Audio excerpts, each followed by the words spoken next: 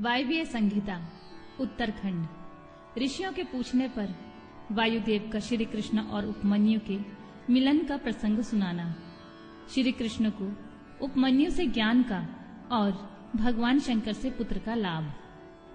सूत जी कहते हैं, जो समस्त संसार चक्र के परिभ्रमण में कारण रूप हैं तथा गौरी के युगल उरोजों में लगे हुए केसर से जिनका वक्षस्थल अंकित है, उन भगवान उमा वल्लभ शिव को नमस्कार है।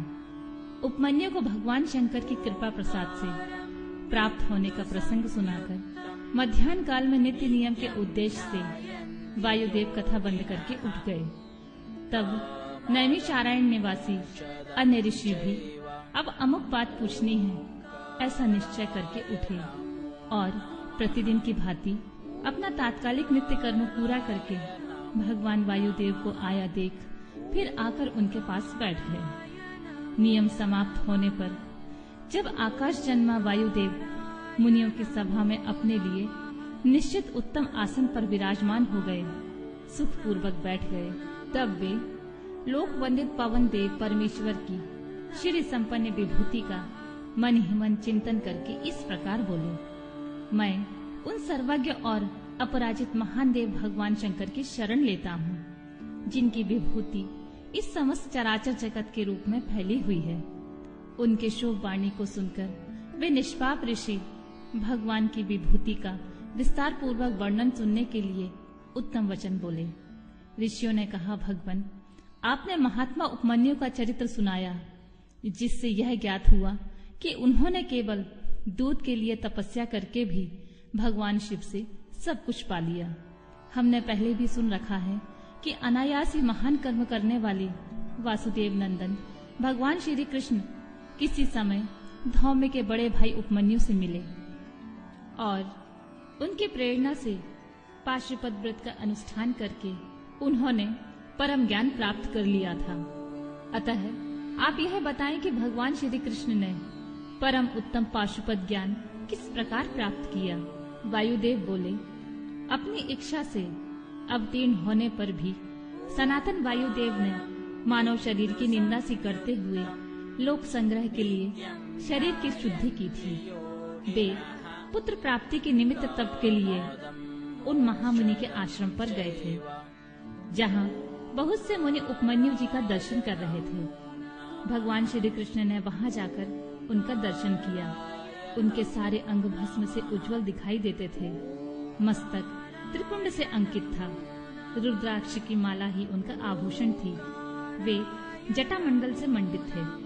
शास्त्रों से वेद की भांति वे अपने शिष्यभूत महर्षियों से घिरे हुए थे और शिव जी के ध्यान में तत्पर हो शांत भाव से बैठे थे। उन महातेजस्वी उपमन्यु का दर्शन करके श्री कृष्ण ने उन्हें नमस्कार किया। उस समय उनके संपूर्ण शरीर में रोमांच हो आया। श्री कृष्ण ने बड़े आदर के साथ मुनि की 3 बार परिक्रमा की, फिर अत्यंत प्रसन्नता के साथ मस्तक झुकाकर हाथ जोड़कर उनका स्तवन किया। तदनंतर उपमन्यु ने विधि पूर्वक अग्ररीति भस्म इत्यादि मंत्रों से श्री कृष्ण के शरीर में भस्म लगाकर उनसे 12 महीनों का साक्षात पाशुपत व्रत करवाया। तत्पश्चात मुनि ने उन्हें उत्तम ज्ञान प्रदान किया। उसी समय से उत्तम व्रत का पालन करने वाले संपूर्ण दिव्य पाशुपत मुनि उन श्री कृष्ण को चारों ओर घेर कर उनके पास बैठे रहने लगे। फिर गुरु की आज्ञा से परम शक्तिमान श्री कृष्ण ने पुत्र के लिए साम्य शिव की आराधना का उद्देश्य मन में लेकर तपस्या की। उस तपस्या से संतुष्ट हो 1 वर्ष के पश्चात पार्षदों सहित परम ऐश्वर्यशाली परमेश्वर साम्य शिव ने उन्हें दर्शन दिया। श्री कृष्ण ने वर देने के लिए प्रकट हुए सुंदर अंग वाले महादेव जी को हाथ जोड़कर प्रणाम किया और उनकी स्तुति भी की। गणों सहित साम्य सदाशिव का स्तवन करके श्री कृष्ण ने अपने लिए एक पुत्र प्राप्त किया। वह पुत्र तपस्या से संतुष्ट चित हुए साक्षात शिव ने श्री विष्णु को दिया था। चूँकि साम्य शिव ने उन्हें अपना पुत्र प्रदान किया, इसलिए श्री कृष्ण ने जाम्बती कुमार का नाम सांब ही रखा।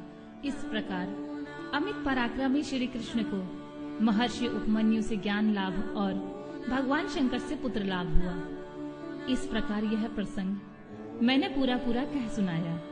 जो प्रतिदिन इसे कहता सुनता या सुनाता है वह भगवान विष्णु का ज्ञान पाकर उन्हीं के साथ आनंदित होता है।